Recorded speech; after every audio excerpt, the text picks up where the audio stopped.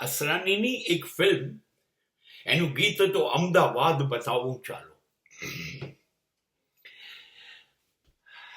આદિલ મંસૂરીનું એક કાવ્ય હતું, પ્રખ્યાત ગઝલકાર. અને નદીની રેતમાં રમતું નગર મળે ન મળે, ભરી લો શ્વાસમાં એની સુગંધનો દરિયો, પછી કોઈને અહીં એની ખબર મળે ન મળે. આદિલભાઈના આ કાવ્ય નદીની રેતમાં રમતું નગર આ અમદાવાદની સાચી વ્યાખ્યા છે. સાબરમતી નદી જે આજે શહેરને બે ભાગમાં વહેંચે છે, વાસણા બેરેજીથી શરૂ થતો પુલ, સરદાર પુલ, એલિસ બ્રિજ, લકડીયો પુલ, નહેરુ પુલ, સુભાષ પુલ, આ બધા પુલ એની ઉપર છે. અમદાવાદ તો આજે આનંદ માણે છે અટલ પુલ પર. અને એ નદીની બંને બાજુ રિવરફ્રન્ટ,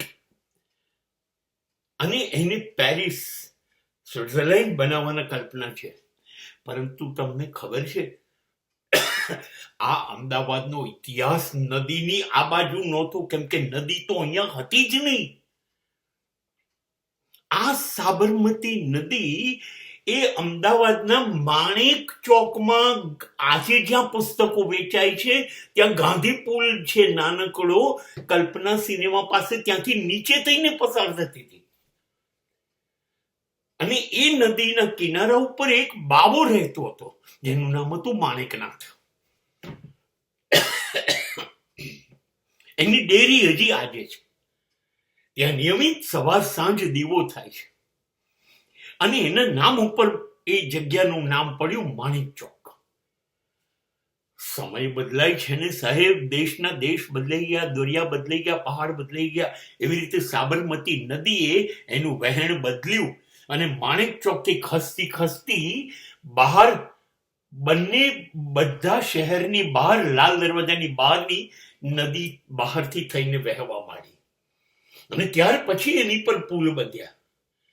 ત્યાર પહેલા પુલ હતા નહીં.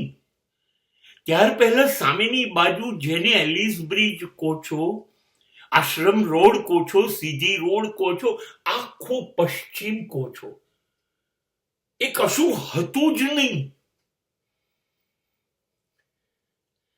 તમે નહેરુ પુલના છેડો જે છે ત્યાં ગાડી ઉભા રહો તો તમને સાબરમતી આશ્રમ દેખાય અને વાસણા બસ સ્ટેન્ડ, પાલડી દેખાય.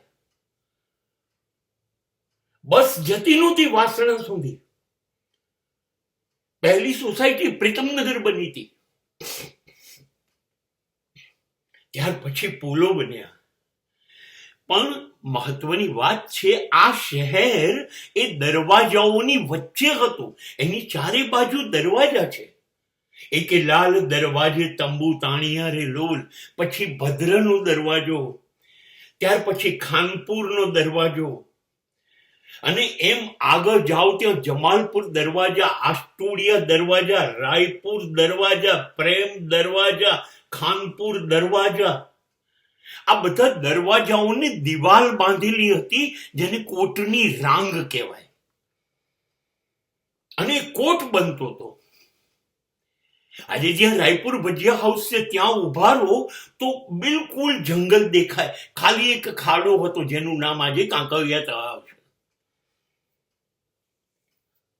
અને આ અમદાવાદનો કોટ પાસે રોજ રાત્રે સિપાહીઓ મશાલ લઈ અને એ કોટ ઉપર જે દીવા મૂક્યા હતા કોડિયા, એમાં તેલ પૂરે અને દીવા સળગાવે અને રાત્રે શહેરના બધા દરવાજા બંધ થાય. હવે કોઈ પ્રવેશી ન શકે. સવારે દીવા પણ હોલવવાના અને દરવાજા ખુલે ત્યારે શહેરમાંથી અવર જવર શરૂ થઈ શકે. આ કોટ નહીં બાંધવા દઉં એવું માણેકનાથ બાવો બોલ્યો હતો. અહેમદ શાહે કીધું બાંધીશું. એ કશું કરતો નહોતો. આજે જ્યાં એની ડેરી છે ને ત્યાં બેસે અને દિવસે એ ગોદડી સીવે સોય દોરાથી, અને રાત્રે એ ટાંકા ઉખેડી લે.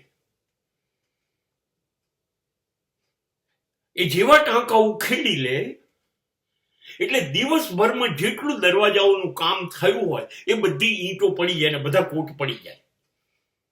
બહુ તપાસ કરી ત્યારે કીધું એ ચમત્કારિક સંત છે, ફકીર છે, તમે માનો એમની વાત. રાજાએ ના માની. અને પછી સમાધાન થયું ત્યારે એને કીધું સારું બાંધો, પ્રજાના રક્ષણ માટે છે. હા. અને ત્યારે રાજાએ એનું સન્માન કર્યું અને એ જગ્યાનું નામ માણેક ચોક આપ્યું. અને ત્યાં બે હજીરા એટલે બે મહેલ છે. રાજાનો હજીરો, રાણીનો હજીરો. ત્યાં આ બાજુ રાજાઓ રહે, સામે રાણીઓ રહે. પણ રાણી કઈ થોડી મુસ્લિમ રાણીઓ જે હોય એ થોડી બજારમાં ખરીદી કરવા આવે, એ તો મૂર્ખા મરે. માટે એ હજીરામાં ચારે બાજુ મકાનો, અંદર જે જાળીઓ, મહેલો, ગેલેરીઓ જે છે એમાંથી રાણીઓ નીચે વચ્ચે બેસવા આવે. વેપારીઓ વેચે, બધું ખુલ્લું મૂકે અને રાણીઓ ત્યાંથી જુએ ને એમને જે ગમે એ નીચે દાસીને મોકલીને વસ્તુઓ મંગાવે. એને રાણીનો હજીરો કહેવાય. આપણે માણેક ચોક હજારો વાર ખરીદી કરવા ગયા પણ આપણને રાણીનો હજીરો કે રાજાનો હજીરો શું છે એ ખબર નથી. અને આ શહેરનું સન્માન સાચવવા માટે મુસ્લિમ હોવા છતાંય બાદશાહે હુકમ કર્યો કે આ દરવાજાની નીચે માતાજીનું મંદિર, કુળદેવીનું મંદિર કાયમ રહેશે. અને વર્ષોથી ત્યાં સવારની અને સાંજી આરતી ભદ્રકાળીના મંદિરમાં થાય છે. એ કુળદેવી છે. આ છે શહેરની વચ્ચેનું આપણું અમદાવાદ. હવે આજે તો ઓળખાતું નથી કેમ કે આ અમદાવાદ છે. હવે એ સિવાય ના બીજા 100 અમદાવાદની ચારે બાજુ 100 કિલોમીટરમાં વિકસી ગયા છે. અને નવી પેઢીને એ ખબર નથી કે આ કુળદેવી ભદ્રકાળી આ શહેરની રક્ષા કરે છે, જેની આરતી મુસ્લિમ રાજાઓ ઉતારતા. જે આજે ભદ્રકોટ પાસે મંદિર છે તે આ છે. આવું છે આપણું અમદાવાદ.